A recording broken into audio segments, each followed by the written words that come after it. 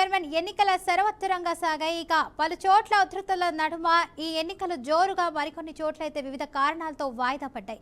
రాష్ట్ర వ్యాప్తంగా 116 మున్సిపల్ కార్పొరేషన్లకు చైర్మన్, వైస్ చైర్మన్, 7 మున్సిపల్ కార్పొరేషన్లకు సంబంధించి మేయర్, డిప్యూటీ మేయర్ పదవుల కోసం ఇవాళ ఎన్నికలు జరగాల్సి ఉండగా వీటిలో 11 మున్సిపాలిటీల్లో ఈ ఎన్నికలు వాయిదా పడినట్లు ఎన్నికల సంఘం అధికారులు వెల్లడించారు. ఇల్లందు, సుల్తానాబాద్, ఇబ్రహీంపట్నం, కాగజ్ నగర్, కేతనపల్లి, ఖానాపూర్, జహీరాబాద్, ఇంద్రసేం, ఇక డోర్నకల్, జనగామ, తొర్రూరు మున్సిపాలిటీలలో ఎన్నిక పోస్ట్ ఫోన్ అయితే అయినట్లు అయితే తెలుస్తుంది. ఇక ఈ ఎన్నికలు రేపు నిర్వహించే అవకాశం ఉన్నట్లు తెలుస్తుంది.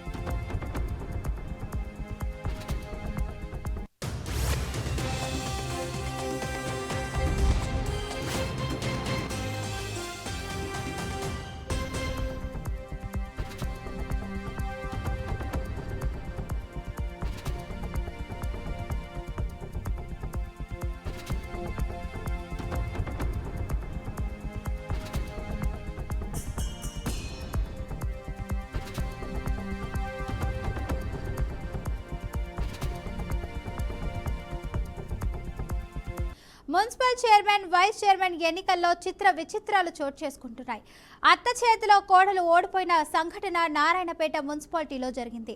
ఎంపీ డీకే అరుణ 4వ వార్డు కౌన్సిలర్ శ్వేత యాదవ్కు మద్దతు తెలిపింది. దీంతో మెజారిటీలో సభ్యులు కూడా అయితే మద్దతు శ్వేత యాదవ్కు సపోర్టు చేయడంతో మున్సిపల్ చైర్పర్సన్గా ఎన్నికయ్యారు. అదే సమయంలో స్థానిక ఎమ్మెల్యే డీకే అరుణ కోడలు పర్ణికారెడ్డి మద్దతు తెలిపిన 20వ వార్డు కాంగ్రెస్ పార్టీ కౌన్సిలర్ శ్వేత గౌడ్కు సరిపడా సభ్యుల బలం లేకపోవడంతో ఓటమి పాలైంది.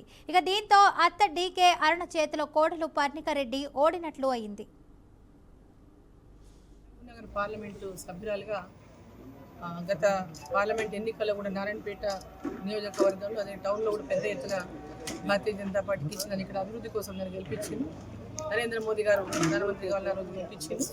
అదేవిధంగా నారాయణపేట ప్రజలు మరొకసారి నారాయణపేట అభివృద్ధి జరగాలని, కేంద్రంలో బీజేపీ అధికారంలో ఉందని, ఇక్కడ పార్లమెంట్ సభ్యురాలు మరి నేను డీకే అరుణమ్మ ఉంది, మాకు మున్సిపాలిటీ అభివృద్ధి కావాలనేటటువంటి ఒక ఆకాంక్షతో వారిని ఎన్నికల ముందు కూడా వాళ్ళందరూ నేను కొన్ని నేపథ్యంలో అందరితో కూడా చాలామందితో కూడా పర్సనల్గా నేను ఫోన్స్ మాట్లాడి సో ఈ యొక్క మున్సిపాలిటీ అభివృద్ధి జరగాలనేటటువంటి ఒక ఆకాంక్ష, ఎందుకంటే డెవలప్మెంట్ కోరుకుంటున్నటువంటి ప్రజలు నారాయణపేట ప్రజలు. సో వారందరూ కూడా ఈరోజు ఆ అభివృద్ధిని కాంక్షిస్తూ ఏదైతే గెలిపించినారో తప్పకుండా ఇక్కడ మున్సిపాలిటీలో అభివృద్ధి కోసం తప్పకుండా నేను పార్లమెంటు సభ్యులుగా నా సహకారం పూర్తి స్థాయిలో అందిస్తానని చెప్పి ఈ సందర్భంగా తెలియజేస్తూ ఈరోజు నారాయణపేట పట్టణ ప్రజలందరికీ కూడా ఈ యొక్క మున్సిపాలిటీలో ఓట్లు వేసి మమ్మల్ని గెలిపించిన ప్రతి ఒక్కరికి కూడా ధన్యవాదాలు తెలియజేస్తాను. ఆసిఫాబాద్ మున్సిపాలిటీలో చైర్మన్ పదవి విషయంలో రాజకీయ ఉద్రిక్తతలు నెలకొన్నాయి. కాంగ్రెస్ పార్టీకి చైర్మన్ పదవి దక్కకపోవడంతో స్థానిక నాయకులు తీవ్ర అసంతృప్తి వ్యక్తం చేస్తున్నారు. స్థానిక కాంగ్రెస్ నాయకులు ఆరోపిస్తూ డీసీసీ అధ్యక్షురాలు సుగుణ నిర్లక్ష్యం కారణంగానే ఈ పదవి చేజారిందని పేర్కొన్నారు. సరైన సమన్వయం, వ్యూహం లేకపోవడం వల్లే పార్టీకి నష్టం జరిగిందని వారు విమర్శించారు. ఇక కాంగ్రెస్ పార్టీకి చైర్మన్ పదవి దక్కకపోవడంతో మాజీ డీసీసీ అధ్యక్షుడు విశ్వప్రసాద్ రావు భావోద్వేగానికి గురై కన్నీరు పెట్టుకుంటున్నట్లు సమాచారం.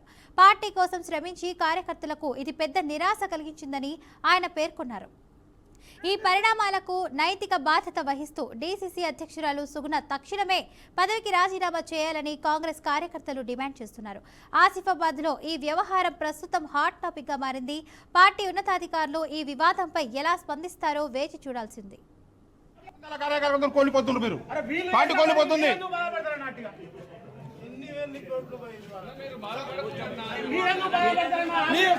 సార్ మీరు బాధపడకూడదు సార్, మేమున్నాం.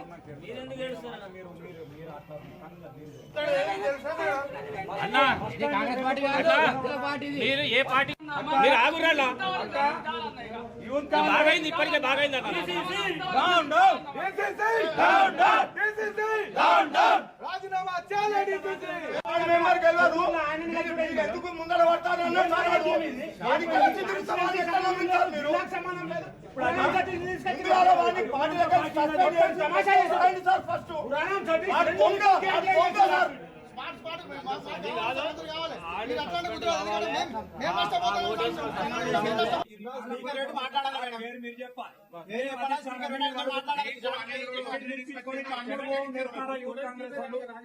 కార్యకర్తలు ఏం చేసుకోవాలి మేము అడుగుతాం.